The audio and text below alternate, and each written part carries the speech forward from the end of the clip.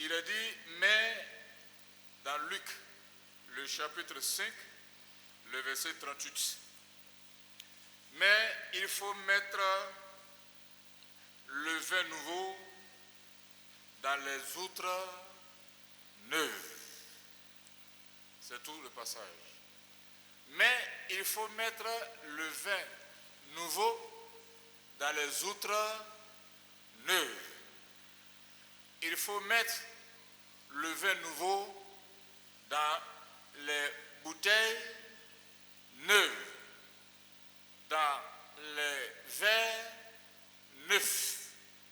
Mais il faut mettre le vin nouveau dans les outres neuves.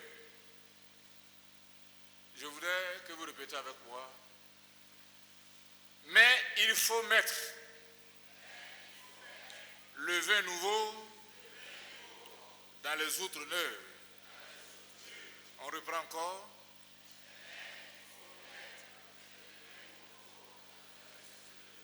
C'est cadencé. On reprend.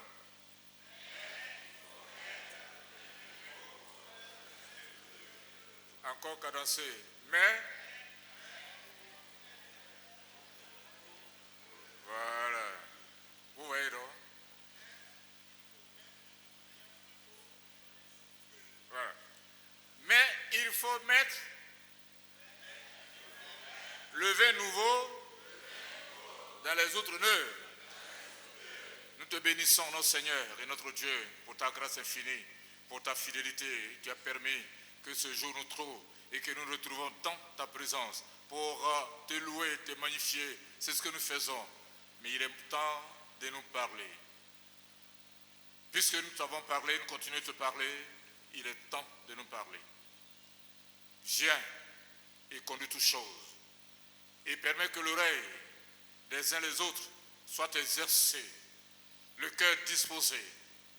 Et quant à moi qui suis chargé d'apporter ta parole, dispose mon cœur, ma bouche, mon entendement, mon esprit, afin que tout soit dit selon ce que tu veux dire à ton peuple et à moi-même, soit dit pour ta seule gloire.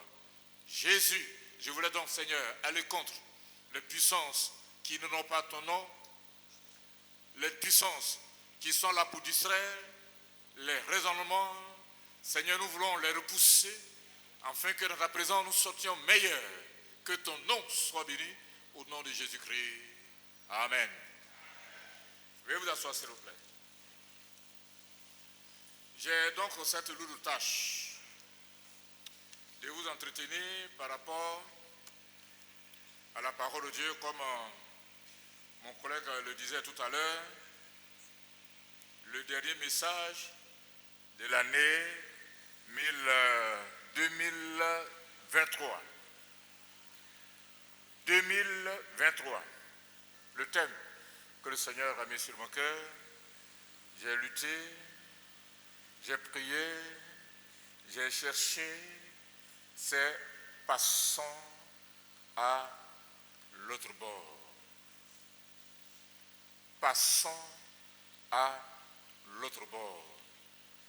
S'il vous plaît, c'est la traversée. L'exemple est dans le livre d'Exode. Les enfants d'Israël sont sortis et ils sont arrivés au bord de la mer Rouge.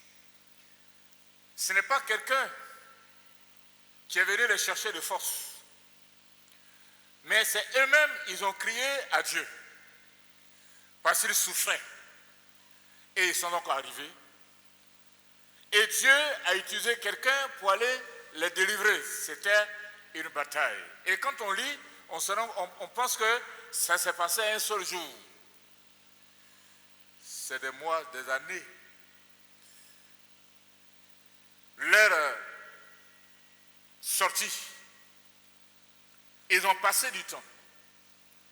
Moïse a lutté. Pharaon également a lutté.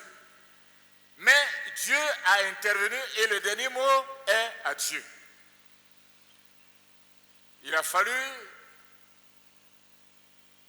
la mort des enfants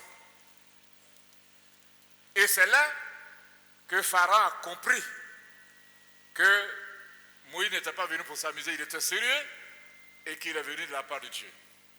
Il a dit, bon, sortez. Ils ont pris la route. Avant de prendre la route, ils voulaient prendre tout ce qu'ils avaient. Les Égyptiens ont dit, mais allez-y, laissez vos biens ici et allez-y. Moïse a dit non. Nous, on sort avec tout ce que nous avons, tous nos biens, même une aiguille ne restera pas. Et la Bible dit que les Égyptiens les ont enrichis et ils sont sortis. Ils n'ont rien laissé. Ils ont dit, on va pour adorer le Seigneur. Et ils sont sortis. Ils sont entrés dans le désert. Mais ils sont arrivés au bord de la mer Rouge. Ce n'est pas leur destinée. Ils devaient aller à la terre promise. Et ils sont arrivés à la mer Rouge. Voici le premier obstacle.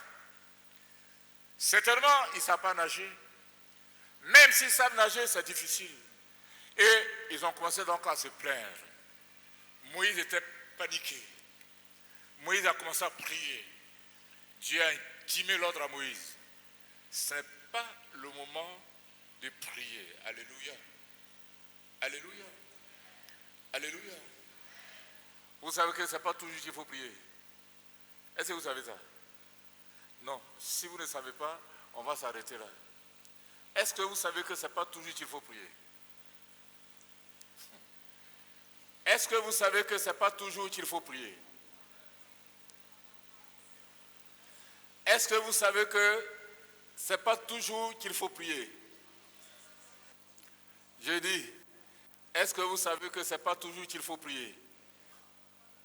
Il y a des moments où on n'a pas besoin de prière. Moïse était en train de prier. Dieu a dit, Moïse, il faut te taire. Prends le bâton que tu as en main, mets dans l'eau. C'est ce que Moïse a fait. Ce n'est pas toujours qu'il faut prier. Sinon, j'ai entendu votre cri, que partout où on est, on peut servir le Seigneur. Dieu a dit à Moïse, il faut ordonner. Et en ce moment précis, Dieu a mis le bâton, Moïse a mis le bâton dans l'eau. Et la mer s'est divisée en deux. Donc, bien-aimés frères et sœurs, dans la foi chrétienne, nous crions pour que Dieu vienne à nos secours. Et il intervient à nos secours. Et il y a des moments, il n'est pas question de prier. Je ne voudrais pas dire qu'il n'est pas prié, hein, mais il y a des moments, il n'est pas question de prier. C'est pour cela que Jacques a parlé des œuvres et la foi et les œuvres. Jacques était le petit frère de Jésus. Ils ont vécu ensemble. Ils ont même maman et pas même père avec Jésus, parce que Jésus est le Fils de Dieu. Mais au plan humain, ils ont même père et même mère. Et quand Jésus a commencé le ministère, moi comme vous, chacun peut douter. Mais mon grand frère, on est ici, on mange ensemble, on joue ensemble. Si c'est ici, là-bas, il ne sait pas s'il y a banane. Mais quand il y a la banane dans la main, il arrache. Et puis, tout d'un coup, il commence un ministère. Mais c'est difficile de croire. Mais il a cru. Et Jacques était le pasteur principal de l'église de Jérusalem. Et il a dit, la foi sans les œuvres, elle est morte. Vous allez dire, vous avez la foi. Moi, j'ai la foi avec les œuvres. Et je vous montre les œuvres. Mais où est ta foi sans les œuvres? Elle est morte. Bien, mes frères et sœurs, passons à l'autre bord plutôt. C'est pour dire que nous devons manifester les œuvres. Et que Dieu soit béni. Amen.